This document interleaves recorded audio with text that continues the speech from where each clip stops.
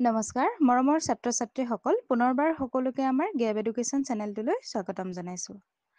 আজি আমি আলোচনা কৰিম ষষ্ঠ শ্ৰেণীৰ অসমীয়া পাঠ্যপুথিৰ 15 নম্বৰ অধ্যায় মহোহো গীত এই পাঠটিৰ সম্পূৰ্ণ প্ৰশ্ন উত্তৰসমূহ। গতিকে তোমালোকে ভিডিঅ'টো সম্পূৰ্ণকৈ শেষৰলৈকে চাই যাবা। এতিয়া চাওঁ আহা আমি প্ৰশ্ন উত্তৰসমূহ। প্ৰথমে 1 নম্বৰ প্ৰশ্নটোত দিছে তলত দিয়া প্ৰশ্নসমূহৰ শুদ্ধ উত্তৰটো বাছি উলিয়াই সঠিক বৃত্তটো পূৰ কৰা। তলৰ প্ৰশ্নকেইটাৰ পৰা আমি শুদ্ধ উত্তৰটো বাছি উলিয়াই বৃত্ত পূৰ কৰিব লাগে। গতিকে প্ৰথমটো হৈছে মহ খেদিবলৈ ল'ৰাহঁতে হাতে হাতে কি লৈছে। ইয়াত 4টা অপচন দিয়া আছে, তাৰে শুদ্ধ উত্তৰটো হ'ব অপচন ঘ টাঙোন লৈছিল। ইয়াত তোমালোকে ঘ নম্বৰ অপচনটো বৃত্তটো পূৰ কৰিবা। খ নম্বৰটো হৈছে গৃহস্থই মহ খেদিবলৈ যোৱা ল'ৰাহঁতক চাউলৰ সলনি কি দিছে। ইয়াৰে শুদ্ধ উত্তৰটো হ'ব অপচন ক গৃহস্থই মহ খেদিবলৈ যোৱা ল'ৰাহঁতক চাউলৰ সলনি কৰি দিছিলে। গতিকে তোমালোকে অপচন ক টোৰ বৃত্তটো পূৰ কৰিবা। ইয়াৰ পাছতে 2 নম্বৰ প্ৰশ্নটো চোৱা তলত দিয়া প্ৰশ্নবোৰৰ উত্তৰ কোৱা আৰু লিখা। এতিয়া ক নম্বৰটো হৈছে টেপুলত নহল নুন। ইয়াত টেপুল শব্দটোৰ অৰ্থ কি? উত্তৰ টেপুল মানে হৈছে টেপৰ টেঙা। ইয়াত টেপৰ টেঙাটো বুজাইছে। খ নম্বৰটো হৈছে মহোহো গীতটোত উল্লেখ থকা নৈখনৰ নাম কি?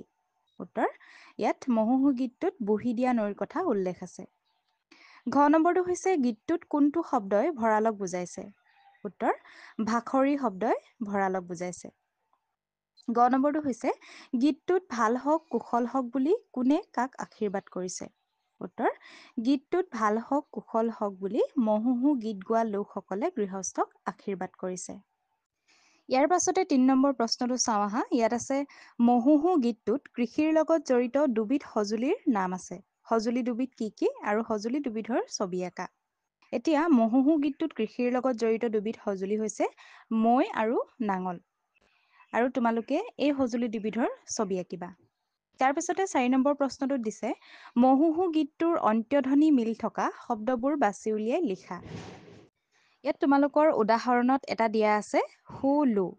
আৰু লিখিবলৈ হ'লে মহ মওঁতে ঘঁহাওঁতে, পৰিল মৰিল, মালা ভালা, নুন দোন, যাওঁতে যাওঁতেৰ লগত মিলিছে পাওঁতে, পাতে ঘাটে, চাকা টাকা।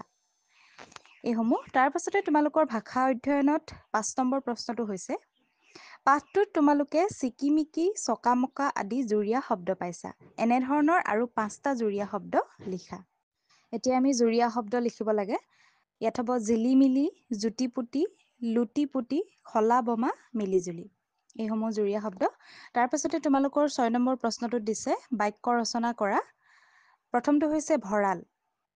আমি লিখিব পাৰো ভঁৰালত শস্য ৰখা হয়। মৈ এবিধ খেতিৰ সঁজুলি। শাল হালুৱাই হাল বাই আছে। চাউলৰ পৰা ভাত তৈয়াৰ কৰা হয়। গোহালি গৰু বন্ধা ঠাইক গোহালি বোলে। ইয়াৰ পাছতে তোমালোকৰ 7 নম্বৰ প্ৰশ্নটো হৈছে মহোহো গীতটোত থকা 5টা বিশেষ্য পদ আৰু 5টা ক্ৰিয়াপদ বাছি উলিয়াই তাৰ মান্য ৰূপবোৰ লিখা। ইয়াত এখন চাৰ্ট দিছে।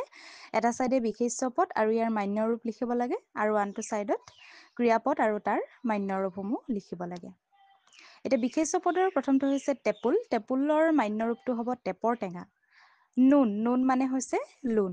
ভাখৰি মানে ভঁৰাল। মাহু ইয়াৰ মান্য ৰূপ মহ। গুলি হৈছে গোহালি। তাৰপিছতে ক্ৰিয়াপদত লিখিবা খেদাইবা। এইটো এটা ক্ৰিয়াপদ, গতিকে খেদাইবাৰ মান্য ৰূপ হৈছে খেদিবলৈ। কৈল্লুৰ মান্য ৰূপ হৈছে কৰিলো। মূল্যু মৰিলো, ল। এতিয়া চাওঁ আহা তাৰপিছতে 8 নম্বৰ প্ৰশ্নটো। ইয়াত আছে তলৰ পদবোৰত কি কি বিভক্তি চিন যোগ হৈছে লিখা। পদ আৰু বিভক্তি দুভাগত দিছে। এতিয়া পদত আছে টেপৰত। ইয়াত টেপৰটোত দন্ত্য বিভক্তি যোগ হৈছে। ৰূপৰত ৰ বিভক্তি যোগ হৈছে। শিৰলুত ইয়াত দন্ত্য বিভক্তি যোগ হৈছে। সোণৰ ইয়াতো ৰ বিভক্তি যোগ হৈছে। বুহাদিয়াৰত ৰ বিভক্তি যোগ হৈছে আৰু ঘাটেৰে ইয়াত ৰে বিভক্তি যোগ হৈছে। ছাত্ৰ ছাত্ৰীসকল এইখিনিয়ে আছিল আজিৰ তোমালোকৰ প্ৰশ্ন উত্তৰসমূহ। যদি ভিডিঅ'টো ভাল পালা তেন্তে ভিডিঅ'টো লাইক কৰিবা, কমেণ্ট কৰিবা আৰু এনেধৰণৰ ভিডিঅ'সমূহ পাই থাকিবলৈ আমাৰ চেনেলটো ছাবস্ক্ৰাইব কৰি থবা। ধন্যবাদ।